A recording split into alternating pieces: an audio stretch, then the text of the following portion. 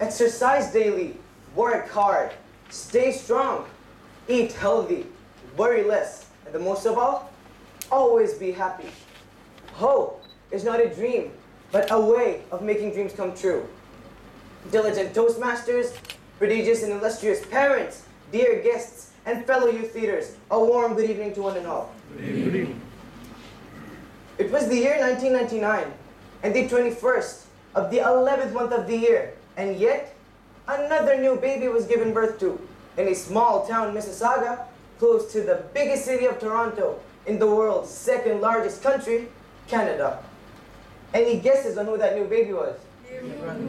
Well, definitely yes, was none other than myself, SananAhsenKhan. People usually find a hard time figuring out my name. Anyways, I was so desperate, eager, and anxious to come to this beautiful world that I arrived 15 days before my scheduled birth date. Astonishing, huh? About 5 months back, it was the first time I saw myself after I was born, and believe it or not, I literally said to my mother, "Mom, who's this obnoxious alien?"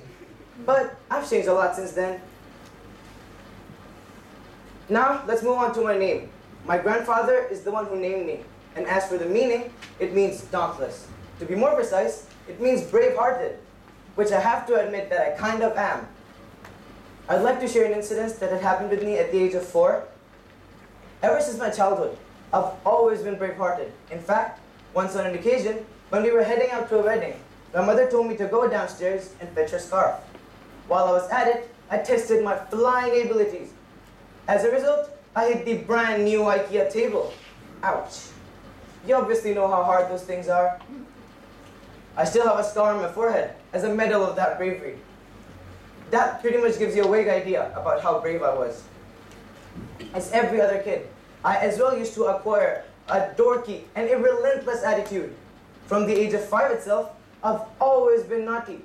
And when naughtiness was on its peak, I used to wash my shoes in the washing machine, bake my toys in the oven. Being really short, I always had an advantage. Sneaking in cupboards, hiding in pots, slipping in kitchen cabinets when my mom was absent. Furthermore, I also had this really innovative skill, which was rarely found in kids back in those days, and is very commonly found in kids nowadays. Speaking a lot. Once, my mom actually counted the number of times I spoke. "Mom, I want a new toy." It went up to 25 exact times. You guys might be better than me at this. As far as my family is concerned, I have really loving and caring parents. My father, Ahsen is a mechanical engineer by profession and currently works in Royal Commission. My adorable mother, Marianaz, is a Montessori directress, as well as an early childhood education specialist. Above that, she's a great cook, always trying new dishes and keeping the whole house intact. I have 2 sassy attitude sisters too, Safa and Lamia. More like 2 different nations are there in my house, waiting to commence a war on every possible little thing you can think of. They fight on every morsel of food, on walking ahead of each other, on dressing better than each other, on the seating arrangement in the car. They even fight on whether I will use the laptop first or you, and many more things. And sometimes, when I try to resolve a dispute between them, they gang up to go against me. But overall, I'm rejoiced that I have both cute sisters who are sweet and kind-hearted, as well as awesome in studies. The reason I said that, because nowadays, girls are usually better than boys in studies. Usually better than boys in studies. And unfortunately, it's the exact same case in my house. The famous English writer Stephen King once said, "Hope is a good thing, and good things never die."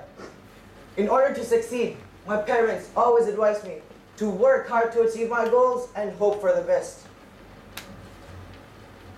As my father says, learn from yesterday, live for today, hope for tomorrow, and the most important thing is to never stop questioning. Thank you.